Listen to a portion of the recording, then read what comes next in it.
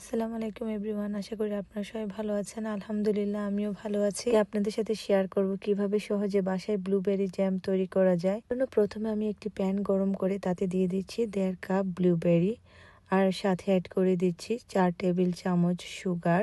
এখন চিনিটা আমি ব্লুবেরির সাথে কিছুক্ষণ এভাবে নেড়ে চেড়ে মিশিয়ে নিব আর সাথে অ্যাড করে দিচ্ছি লেমন জেস্ট, লেবুর খোসাটা গ্রেটার দিয়ে এভাবে গ্রেটিং করে দিয়ে দিলাম। অল্প করে দিতে হয়, খুব বেশি না। আরো দিয়ে দিচ্ছি 1.5 টেবিল চামচ লেবুর রস। আমি চুলার আঁচটা মিডিয়ামে রেখে অনবরত নাড়তে থাকবো যতক্ষণ না চিনি গলে যায়। নাড়তে নাড়তে যখন স্টিকিনেস চলে আসবে তখন বুঝতে হবে ব্লুবেরি জ্যাম রেডি হয়ে গিয়েছে। কিন্তু এর মাঝখানে একটি পটেটো ম্যাশার দিয়ে হালকাভাবে ব্লুবেরি গুলো ম্যাশ করে নিয়েছিলাম। জ্যাম রেডি হয়ে গিয়েছে, এখন একটি বাটিতে ঢেলে নিচ্ছি।